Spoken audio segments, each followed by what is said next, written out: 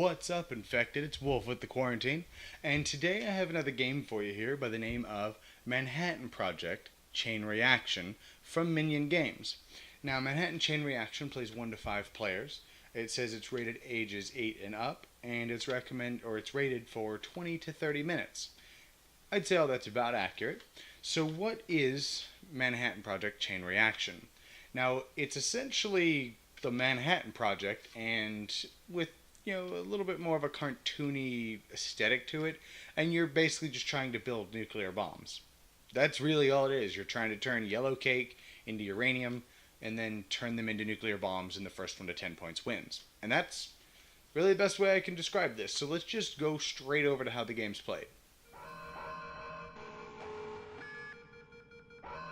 Alright, before I get started, I do have to state, as normal, this is a review, it is not a tutorial, so if I do make any rules mistakes, or if I do forget to cover any rules, this should still give you a basic idea of whether or not this game is for you and how it's played. So, this is basically Manhattan Project Chain Reaction set up and ready to go. So what you're going to do is you're going to take the bomb deck here, you're going to shuffle them up real nice like, and then you're going to put out 3 bombs face up. You're going to put out the landmarks here. These are cards that everybody can use. You're then going to put out the bomb cards. You're then going to take these yellow cake cards and sort them. You have 1s, 3s, and 5s. It should also be noted the reverse side of them is uranium. And you have 1s are 1, and then 3s go to 2, and then 5s go to 3. So what I like to do is I actually like to take the top card off and just kind of put it above it, so it's easier just kind of at a glance to remember what's what, so you know when to flip it. It doesn't really matter. This is just to keep track of what you have. So you can, if you turn this into uranium, you can flip it. Or if you have 5 yellow cake and you turn, say, 3 of it into 2 uranium, so you could, put the 5 back, take one of these cards, or just take 2 of these and flip one over and set it in front of you. But then you're going to shuffle the deck real nice like, and then you're going to draw 1, 2, 3, 4, 5 cards. And each player, of course, is going to do that. Noted, this game can be played 1 player, and you're basically just trying to get points within a certain amount of time.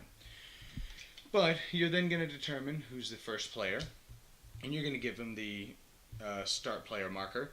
And now it should be noted, once a player reaches 10 points, you finish out the round. Meaning, if I go first and I reach 10 points first, everybody else is still going to get a turn. But if the last player in the turn order reaches 10 points, the game's over because you just finished the round. So, how do you play the game? Well, very simply.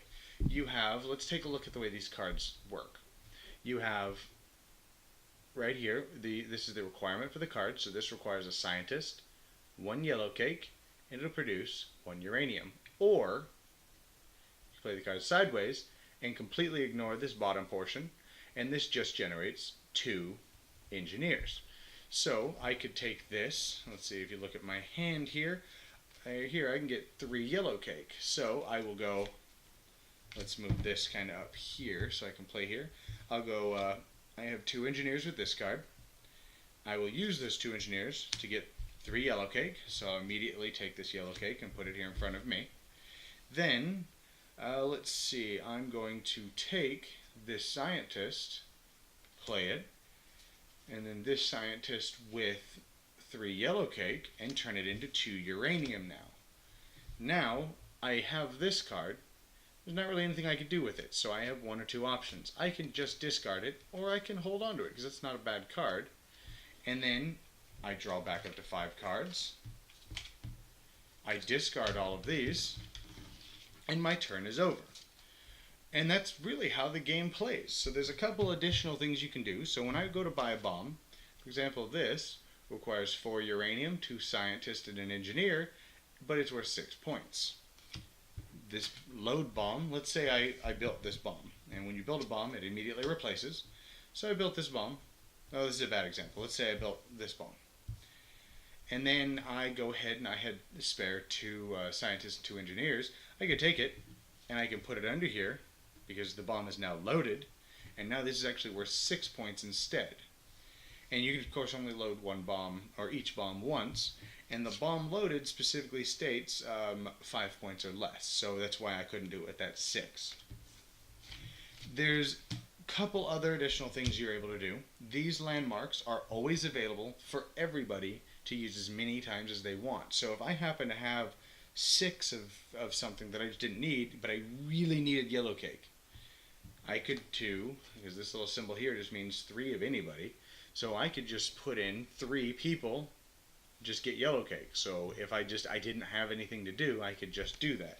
If I need to do it twice, I could. Or for example over here, if I had either a scientist and 2 yellow cake, or 2 scientists and a yellow cake extra, and I just really needed that 1 uranium, I can do that. So they're terribly inefficient. Like very, very, very inefficient, but sometimes I've won games because I've used those to my advantage. If I just had a terrible hand and I couldn't do anything with it, use these instead. That way you don't have a wasted turn. And there's a couple other types of cards here. For example, these here. If I play them face up like this, they just do special things. Like this one says, look at opponent's hand and take a card, or steal a yellow cake from an opponent. That could be devastating to them, or as the last game we played, it could give you the victory. Some cards allow you to draw a few of these bomb cards, and you look at them in secret and go, oh, okay, I'll take this one. And then you put these on the bottom, and then now you have a secret bomb that only you can build. And this is devastating if that happens to be a 6 or a 7, because nobody knows that, and only you can build that bomb and nobody else. However, you're only allowed to have one of those. And that's basically how the game is played. There's a few other minor things, like, where is it? There's one card in here that, like this. This is just draw 2 cards or destroy 2 cards out of somebody else's hand. That's really all that does. And, which is good. Don't get me wrong. I'm just saying that's, you have a couple symbols here like this that you have to refer to the rule book the first few times, because you're like, okay, wait, what does that do again? But other than that, that is how you play Manhattan Project Chain Reaction. It's actually a very simple game. First person 10 victory points wins. If somebody gets 10 victory points, you finish out the round, and at the end of that round, whoever has the most victory points wins. So let's go to my final thoughts, shall we? Alright, Manhattan Project Chain Reaction. Well, I should probably mention right out of the gates that, of course, I did get this as a review copy, which I'm going to start mentioning in my game or my reviews from here on out. And then the other thing is, I've never actually played the original Manhattan Project. So when I got this in the mail, I was pretty stoked, because it's one of those games that I wanted to play. I just kind of never got around to getting due to money and other games and yada yada yada. And I can only have so many. I can only hold so many games, only afford so many games. So it's just one of those ones I never got around to getting. So I was pretty stoked when I got this in the mail. And honestly, there's not a lot to say about the game. It's a good, fun little game. Is it some deep strategic game? Absolutely not. Not even close. But it has a decent amount of strategy. My 9-year-old daughter played it. A couple friends of mine that are in their 30s played it. Everybody who's played it enjoyed it. And it's good fun. I mean, there's not really a lot to say about it. With those, what are they called? The landmark cards. They allow you, if you have just an awful hand, or maybe you can only use half your hand, so you just use these other people to maybe get something that you need. And so it mitigates a little bit of the luck that would normally, of course, come with drawing cards. You're drawing from this deck of cards, you're gonna get crappy draws. So I mean, it's a good fun little game. I definitely recommend it. But that's not to say it doesn't have its flaws, because as I just mentioned, you are drawing cards, and sometimes you draw the worst cards you could possibly get, and even those landmarks, because they're super inefficient, they're not gonna help at all, and it sucks. It really does. Now, it doesn't happen very often. I've only had it happen like once, like 1 or 2 turns here and there, and it sucks when it happens. But so I mean, it's a minor gripe. It's not really that big of a deal. And then of course the game only lasts like 20 minutes, so it's not that big of a deal. But it is something that you should be made aware of, because it is something that's in the game. But you're buying a deck of cards as a game. You should kind of expect a level of luck to be involved. But, again, with those landmarks, there is mitigation to some of that luck. One issue we did have that is probably the biggest issue of the game is there is a little bit, but there's not a lot of player interaction. If I see that one of my opponents has a bomb built, it's say a 6 or 7 point bomb, which is only 1-7. They got the 7-point bomb. They're stockpiling a bunch of uranium.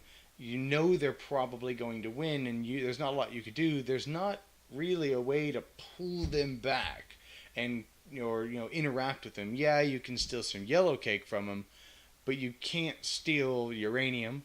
You can force them to discard some cards. That's pretty cool, maybe, but that's not a lot of stuff you could do. Like, I wish there was a way you could sabotage their bombs, or maybe a future expansion, but some way to maybe drag them back down to earth if they're just running away with victory.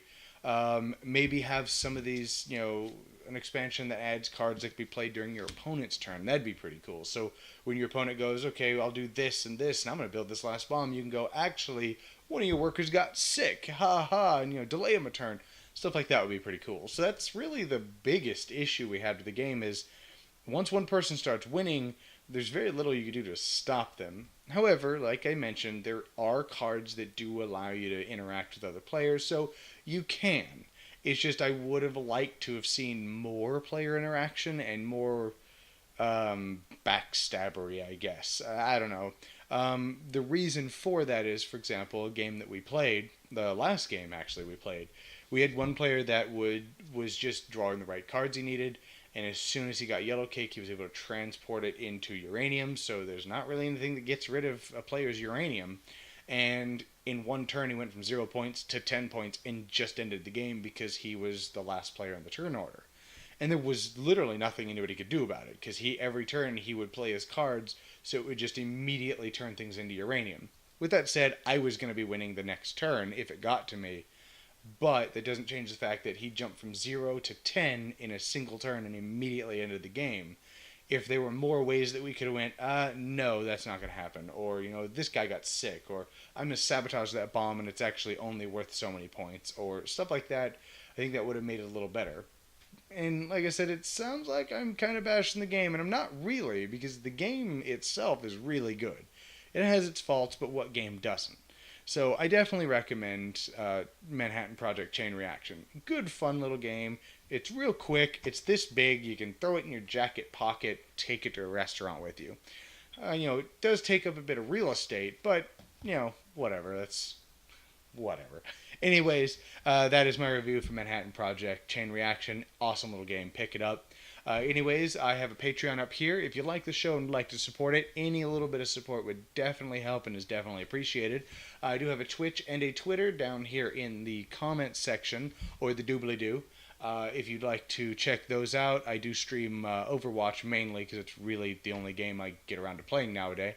I have been streaming games. Check me out there. Leave me a comment. I read every one of those. Give me a like, comment, and subscribe. I'll see you guys next time in the quarantine.